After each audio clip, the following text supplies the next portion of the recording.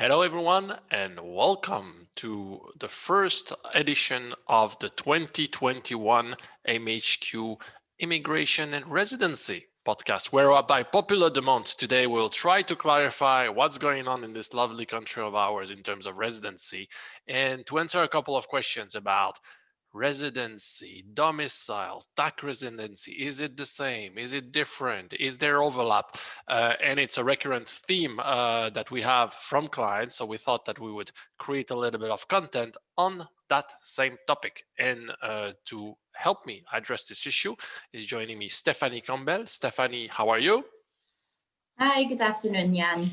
So Stephanie expertly handles all immigration matter at the firms. So she's here to tell us a little bit of secret about this. So Stephanie, before we jump in, there's many reasons of why someone would want to actually take a residency in a non-tax country or a favorable jurisdiction. And I think it's fair to say that with the COVID situation, a lot of families have been reassessing their residency and domicile arrangement, and we do both believe that the UAE will benefit, right?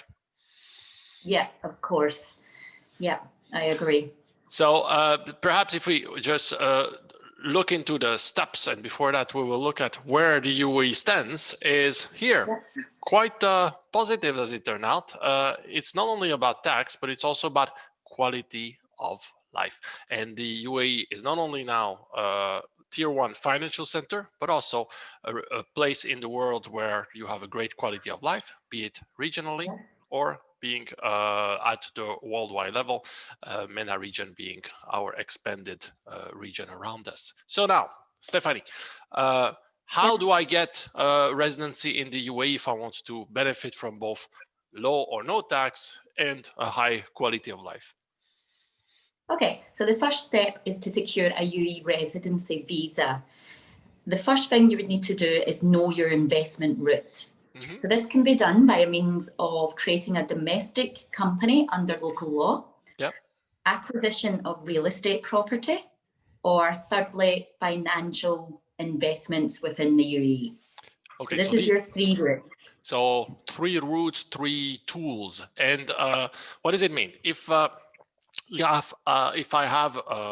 follow one of these routes and I become a resident, does that automatically means that I'm fiscally domiciled in the country? So no, it doesn't mean that you're a UAE tax domicile just because you have a residency visa in the UAE. Now, to qualify as a tax domicile in the UAE, it has different requirements than becoming a UAE resident.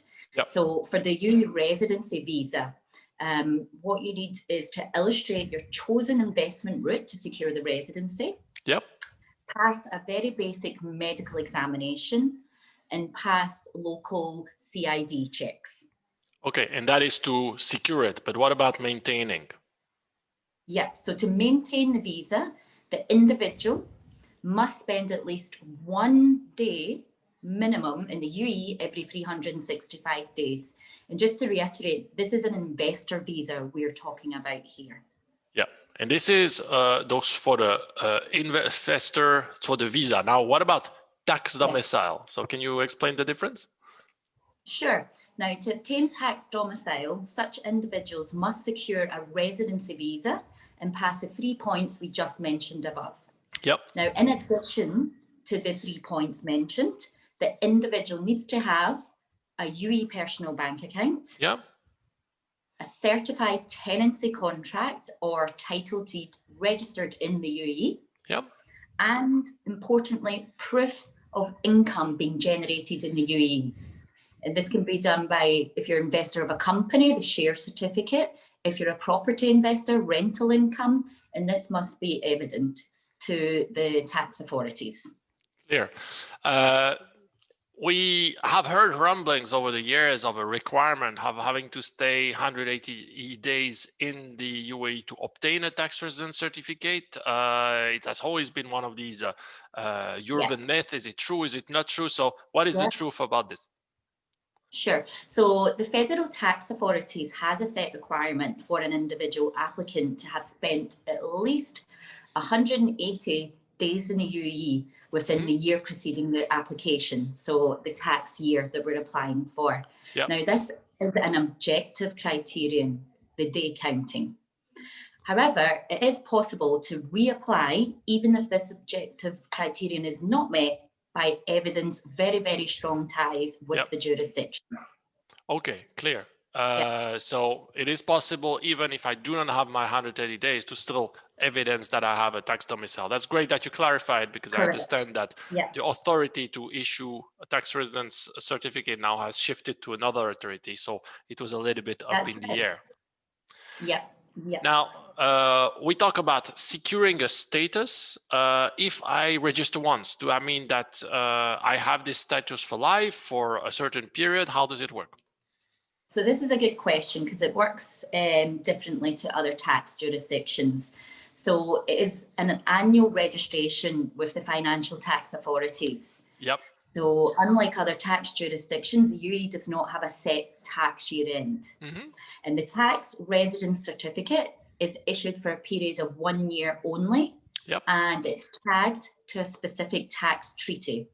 The core document is attested by the federal tax authorities. Also, just to add on, we're talking about individuals. Companies registered in the UAE can also be a tax resident, subject to meeting the criteria set out again by the federal tax authorities. This is chiefly having physical office space, registered tenancy contract, rather than a flexi-desk option. And the purpose for this is for the company to avoid requalification as a tax resident abroad. It's advisable also to hold board meetings, sign resolutions while being in the UAE. And in addition to this, send all invoices with the company's UAE address. So you mentioned the importance of the tax residence certificate, particularly in connection with seeking treaty benefits. We'll just touch on that shortly. But what other very practical impact do you see in these documents having to be produced by clients on a day-to-day basis? Yeah, so tax is one of the major sources of income for governments across the globe. As a result, federal tax authorities, financial institutions, especially banks, require a tax residency certificate for all their clients and customers. Moreover, tax authorities have sharpened their rules as to when tax treaties can be applied. So the tax residency certificate is the ultimate proof to show that you are established and in the UAE and a tax resident in this country. You mentioned the double tax treaties. What is rather fascinating with the UAE is that it is effectively a no tax country, which is signing this double tax agreement to avoid double taxation. So it is spectacular because you're not taxed here as an individual or a company, yet you can still benefit from double tax treaties. And I think this year marks the 30th year of the country starting to sign these double tax treaty. A couple of words maybe on the numbers of these treaties. Yeah, so that's right. We're in our 30th year, sorry. And today the UAE's vast network of agreements extends worldwide. As you can see in the screen, the presentation, 63.7% of the world's countries has a double tax agreement with the UAE. That's 123 agreements. And also 44.6% of the world's countries has 87 BIT agreements with the UAE. Yeah. So if we look at this, and for the layman that I am, please explain double tax treaty. What is it, and what are an example of some of the taxes or that can be covered? Okay, so also known as a tax treaty, it's a mutual economic agreement between two nations that aims to legally reduce or eliminate taxation of the same income by both countries. Yep. Okay, so the taxes covered by the double tax treaty can be income and corporate taxes, dividends, royalties, and the interests are covered by the double tax treaty. Yeah. Air transport, shipping revenues, income from immovable properties, or property alienation is if it's part of the double tax treaty provisions. Yeah. Now, revenues derived from personal services are protected also by the double tax treaty in the UAE. So possibly a broad base of coverage, but it also depending on each treaty and each country. So exactly. Clearly potential lots of benefits. So for our entrepreneurs who won't be in the UAE 360 days a year and typically stay at the Four Seasons, and we know some of these, is it mandatory to secure a residential address, their own flat, etc.? So yes, it is. A residential address in the UAE is mandatory to apply for the tax residency certificate. Now, here in the UAE, it is not enough just to have a tenancy contract. This tenancy contract is attested by Dubai Land Department, and this is what the tax authorities want to see. Yeah. When you talked before about investment, about evidencing the investment into the country, one key question that comes all the time is whether an individual can actually submit international bank statements, so money custodized abroad, as opposed to local custodian, local financial institution. Can you put some clarity on that? Yes, sure. So it is a common question asked. So the Federal Tax Authority will not accept foreign bank statements.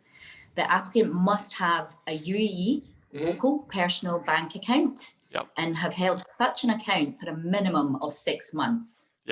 The Federal Tax Authorities also requires the 6-month statements to be attested by your UAE bank. So online generated bank statements will not be accepted. Very clear. And that's an important question because it comes all the time. So now you know, people, now you know. And if you want to know more about this topic, and we have seen increased demand since COVID has slightly quieted down, at least in our neck of the woods, you can simply go on our website or download straight away all our literature on immigration. We have particularly this fact sheet about all the real estate investment, employment option in terms of securing residency. And if you want to know more, you have the excellent Stephanie Campbell and her team to clarify any of your questions and then support you in the next step for you and your family. If you want to not pay taxes and enjoy the lifestyle that the UAE has to offer, a pretty dynamite package in our opinion, then you know where to call. Thank you very much, Stephanie Campbell. Thank you.